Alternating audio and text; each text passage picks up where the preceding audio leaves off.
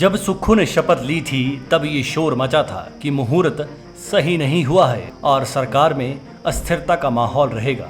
ज्योतिष विद्या का जिक्र करते हुए कई फिक्र उन लोगों ने किए थे जो सीएम सुक्खू के शुभ चिंतक थे, और कुछ ऐसे भी थे जिनको ये लगा था कि अगर सुक्खू की सियासी ग्रह दिशा गड़बड़ रहेगी तो शायद उनके सितारे गर्दिश में ज्यादा देर नहीं रह पाएंगे। वक्त बदला तो जरूर, पर सुक्खू की सियासी ग्रह दशा में कोई नकारात्मक बदलाव नहीं हुआ। बरसात की कुदरती आपदा आई और सुक्खू को कुछ अरसा केंद्र सरकार से मदद की गुहार लगाते नजर आए, पर जब मदद के मामले में मिली मदद ऊंट के मुंह में जीरे के समान रही तो सुक्खू ने अपना रिलीफ पैकेज जारी करते हुए जनता के साथ साथ अपने हाईकमान को भी ये राहत दे दी कि अगर इन्होंने सुक्खू को बतौर सीएम फाइनल किया था तो कोई गलत नहीं किया था। अब सुक्खू के बाबत राहुल गांधी का यह बयान सुनिए, राहुल गांधी क्या कह रहे हैं। और अगर सुक्खू जी के बारे में समझना चाहते हैं तो जब हिमाचल को चोट लगी तो उनका रिस्पांस जो था, जमीनी रिस्पांस, लोगों के बीच में जाकर रिस्पांस, वैसा रिस्पांस शायद मैंने तो पहले नहीं देखा है। तो हमारी जो 4 सरकारें हैं अच्छा काम कर रही हैं। तो सुन और समझ लिया आपने। अब जरा आज की दैनिक जागरण अखबार की ये फ्रंट पेज पर छपी खबर और सीएम सुखविंदर सिंह सुक्खू का बयान भी देख लीजिए। ताल ठोंक कर कहा कि अभी तक मंत्रिमंडल का विस्तार नहीं होगा।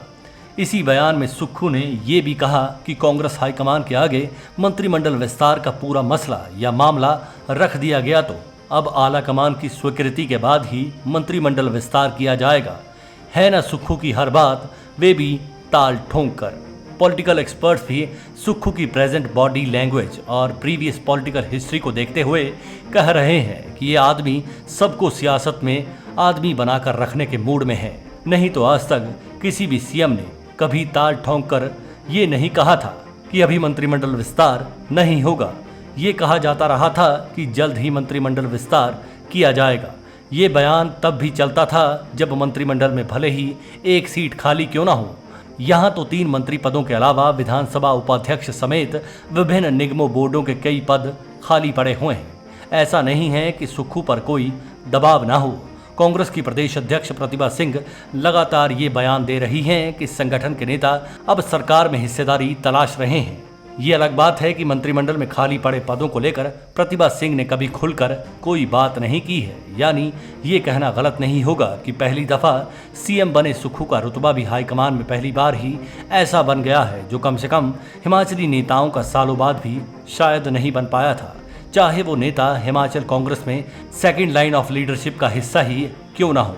अब इस सियासी माहौल में ये कहना भी गलत नहीं हो सकता है कि अब राहुल के इस बयान के बाद भी कोई मंत्री पद का दावेदार नेता सुक्खू पर दबाव बनाना चाहेगा तब भी उसका भला नहीं होगा। सुक्खू की रजा में ही सबको अपनी रजा रखनी होगी। वजह यही है कि सुक्खू की रजा में अगर कांग्रेसी हाईकमान अपनी रजा रख रहा है तो बाकी किसने देखे। जो सुक्खू हाईकमान के सपनों के मुताबिक जाति आधार पर जनगणना करवाने के मूड में है, भला उन सुक्खू के मूड को कौन बदल सकेगा।